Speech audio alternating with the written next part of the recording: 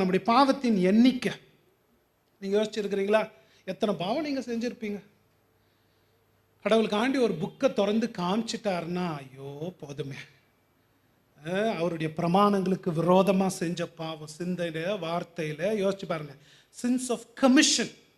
எத்தனை இச்சைகள் மனசில், எத்தனை கோபங்கள், எத்தனை பொருளாசைகள் எல்லாமே அவர் ரெக்கார்ட் பண்ணி இருக்குது.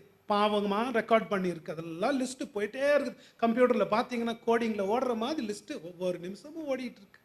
ஒவ்வொரு சின்ஸ் ஆஃப் கமிஷன் மாத்திரம், நம்ம செய்கிறது மாத்திரம் இல்லை, செய்ய தவறுன காரியங்கள், ஒமிஷனை யோசிச்சு பாருங்கள். எத்தனை பாவங்கள்.